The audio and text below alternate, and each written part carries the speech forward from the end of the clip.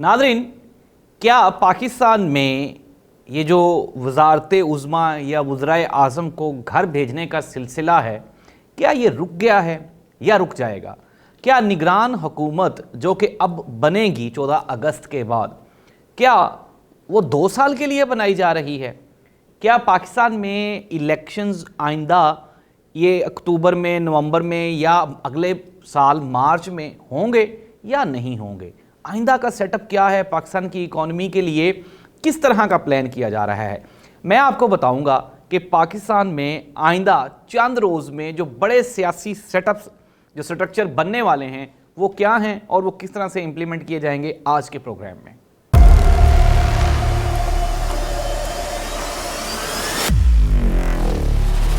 औज़ुबिल्लाहि मिनश्शैतानिर्रजीम, बिस्मिल्लाहिर्रहमानिर्रहीम। अल्लाहुम्मा सल्लि अला मुहम्मदिन व आलि मुहम्मद। करोड़ों दरूद व सलाम हज़रत मोहम्मद मुस्तफ़ा सल्लल्लाहु अलैहि वसल्लम पे और आप सल्लल्लाहु अलैहि वसल्लम की आल पे। मैं हूँ ज़ाहिद अब्बास नकवी और आप देख रहे हैं मेरा ऑफिशियल यूट्यूब चैनल। नाज़रीन, पाकिस्तान में जो पहले वज़ीर आज़म थे लियाकत अली ख़ान साहब, लियाकत बाग पिंडी, ये तब इसका नाम लियाकत बाग नहीं था, लेकिन चूँकि वहाँ पे लियाकत अली ख़ान साहब को गोली लगी थी और वो शहीद हो गए थे। नाज़रीन, शहादत का ये सिलसिला वहाँ पे रुका नहीं, फिर ये सिलसिला चल निकला। फिर पाकिस्तान के जितने भी मुंतखब वज़राए आज़म थे, उनमें से कोई भी वज़ीर आज़म अपनी जो मुकर्ररा मुद्दत थी वो पूरी नहीं कर सके, चाहे वो हुसैन शहीद सोहरवर्दी हों, चाहे वो जुल्फ़िकार अली भुट्टो हों, चाहे वो मोहतरमा बेनज़ीर भुट्टो हों, या मियाँ मोहम्मद नवाज शरीफ साहब हों, यूसुफ रज़ा गिलानी हो, और एट द एंड चाहे वो इमरान खान ही क्यों ना हो। नाज़रीन, अब सोचने वाली बात यह है कि क्या ये जो वज़राए आज़म जिनकी हुकूमत ख़त्म हो जाती है, क्या सिर्फ़ और सिर्फ फ़ौज ही इसकी ज़िम्मेदार है, या इस्टेब्लिशमेंट ही इसकी ज़िम्मेदार है, या फिर कहीं ना कहीं सियासतदानों में कोई ना कोई कमी, कोताही, कोई गलती, कोई ऐसी चीज़ ज़रूर पाई जाती है जिसकी वजह से जमहूरी प्रोसेस कंटिन्यू नहीं हो रहा। और अगर ये जमहूरी प्रोसेस आवाम को डिलीवर 70 साल से नहीं कर पा रहा, तो क्या कोई ऐसा मॉडल है जो पाकिस्तान की इकॉनमी को या हालात को बेहतर कर सके? सबसे पहले हम बात कर लेते हैं कि जो वज़राए आज़म चेंज होते हैं, क्या इसमें एस्टेब्लिशमेंट इन्वॉल्व होती है? जी हाँ नाज़रीन, इसके 2 जवाबात हैं। अगर हम इसको डिवाइड कर लें 2 हिस्सों में, तो पहला हिस्सा इक़्तिदार की लालच और हवस है। जब भी कोई सियासी जमात पाकिस्तान में इक़्तिदार में होती है, तो उसके जो दुश्मन होते हैं, जो अपोजिशंस होती हैं, जो मुखालिफिन होते हैं, उनकी दिन रात ये कोशिश होती है कि वो कहीं ना कहीं, किसी ना किसी तरीके से, किसी ना किसी हीले बहाने से उस मुंतखब हुकूमत का तख्ता उलटने में कामयाब हो जाएं। वो प्लानिंग करते हैं, साजिश करते हैं, पैसा खर्च करते हैं, ताकत खर्च करते हैं, अपने असर व रसूख इस्तेमाल करते हैं, और जी हाँ, कहीं ना कहीं इस्टेब्लिशमेंट भी उनको सपोर्ट करती है। लेकिन तब जब वज़ीर आज़म इस्टेब्लिशमेंट की बात ना मान रहा हो, तो इस तरह से इस्टेब्लिशमेंट और अपोजिशन मिलकर उस मुंतखब हुकूमत का तख्ता उलट देते हैं। और पाकिस्तान में गुज़श्ता 70 सालों में जो सबसे लंबे जो इक़्तिदार के सिलसिले चले हैं, वो सिर्फ़ और सिर्फ मिलिट्री डिक्टेटरशिप ही के चले हैं।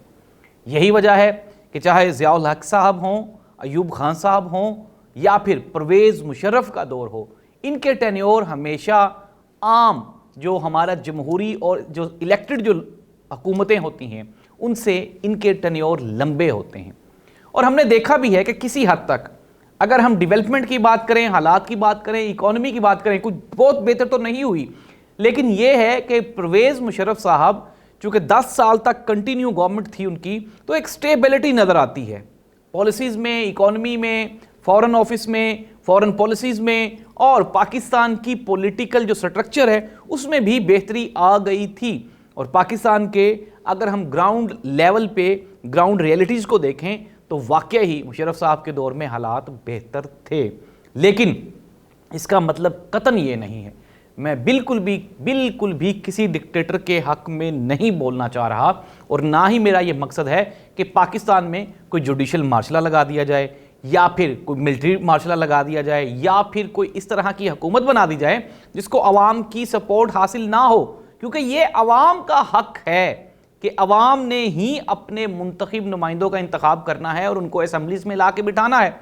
اب اگر ان کے منتخب کردہ جو نمائندگان ہیں وہ ڈیلیور نہیں کر پاتے تو ایٹ دا اینڈ عوام کو صبر آ جاتا ہے، لیکن اگر کوئی غاصب جابر یا ڈکٹیٹر اس طرح کے کوئی کام کرتا ہے تو عوام میں اشتعال اور غصہ ڈبل ہو جاتا ہے۔ ناظرین، عمران خان کی کہانی ختم ہوئی یا نہیں، یہ بھی ایک کہانی ہے۔ عمران خان کی کہانی انٹل انلیس، کسی نے بہت خوبصورت جواب دیا، انہوں نے پوچھا کہ کیا پاکستان تحریک انصاف ختم ہو گئی؟ انہوں نے کہا اگر آپ بات کریں اپوزیشن کے کاغذوں میں یعنی کہ پی ڈی ایم کے کاغذوں میں یا عدلیہ کے کاغذوں میں یا اسٹیبلشمنٹ کے کاغذوں میں تو شاید پی ٹی آئی ختم ہو گئی، لیکن کوئی بھی سیاسی جماعت انٹل انلیس جب تک اس کا ووٹر ختم نہ ہو جائے وہ ختم نہیں ہوتی، اور یہی وجہ ہے کہ اگر تو اس طرح سے ظلم اور جبر سے طاقت سے جماعتیں ختم کی جا سکتی ہوتی تو پھر تو پاکستان پیپلز پارٹی کا آج نام و نشان ہی نہ ہوتا، جن کے ایک وزیر اعظم کو پھانسی دے دی گئی، دوسری وزیر اعظم کو سڑک پہ گولیاں ماری گئی، اور آصف علی زرداری جو کہ سب سے لمبا عرصہ پاکستان مسلم لیگ نون کے دور حکومت میں جنہوں نے جیل برداشت کی۔ لیکن آج بھی پاکستان پیپلز پارٹی کی ایک صوبے میں حکومت ہے اور مرکز میں بھی وہ حکومتی اتحاد میں موجود ہے، اور مستقبل میں بھی آصف علی زرداری صاحب بلاول بھٹو زرداری کو کسی نہ کسی طرح سے وزیر اعظم پاکستان سلیکٹ کروانے کی کوشش بھی کر رہے ہیں۔ تو ناظرین، یہ گواہی بہت ہے، یہ ثبوت بھی بہت ہے کہ پاکستان تحریک انصاف تب تک ختم نہیں ہوگی جب تک عوامی ہمدردی ان کے لیے ختم نہیں ہو جاتی، اور عوامی ہمدردی تب تک ختم نہیں ہوگی جب کوئی پی ٹی آئی سے بہتر گورنمنٹ آئے اور وہ عوام کے مسائل کا حل کرے، جو کہ گزشتہ 70 سالوں میں پاکستان کی عوام کے مسائل کا حل نہیں کر سکے۔ میں اپنے لیول پہ پریشان ہوں، میرے سبارڈینیٹس اپنے لیول پہ پریشان ہیں، مہنگائی عروج پہ ہے۔ کیا کل عمران خان کی گرفتاری کے بعد آج پیٹرول 50 روپے سستا ہوا؟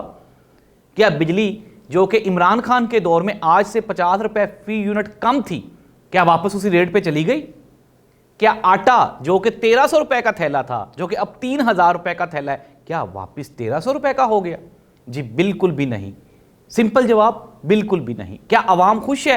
بالکل بھی نہیں۔ کیا عوام اپنے آپ کو آزاد محسوس کرتی ہے؟ بالکل بھی نہیں۔ کیا لوگ آج پاکستان چھوڑ کے باہر جانا چاہتے ہیں؟ جی ہاں، 14 اگست آ رہا ہے، آزادی کا دن ہے، لیکن اب بچے سوال پوچھتے ہیں کہ ہم آزادی کیوں مناتے ہیں؟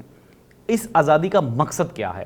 تو ناظرین، پاکستان کو ہم نے، وہ لوگ جو آج باتیں کر رہے ہیں نا کہ مارشل لا لگا دیا جائے، کسی ڈکٹیٹر کو لے آئیں، تو یہ چیزیں بھی ہم دیکھ چکے ہیں اور یہ پروجیکٹس بھی فلاپ ہو چکے ہیں۔ آج وقت ہے کہ پاکستان کو پاکستان کے حال پہ چھوڑ دینا چاہیے اور عوام کو فیصلہ کرنے دینا چاہیے کہ وہ کس کو چاہتے ہیں۔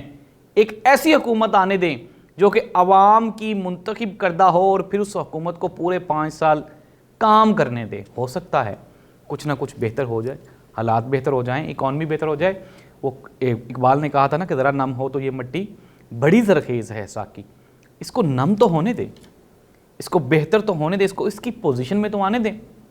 ہر بندے نے اپنی اپنی استطاعت کے مطابق، چاہے وہ جمہوری گورنمنٹ ہو چاہے وہ ڈکٹیٹر گورنمنٹ ہو، ہر بندے نے اپنی اپنی استطاعت کے مطابق اس ملک کو، اس پاک دھرتی کو، اس سونی دھرتی کو اپنی اپنی استطاعت کے مطابق نقصان پہنچایا ہے، لوٹا ہے۔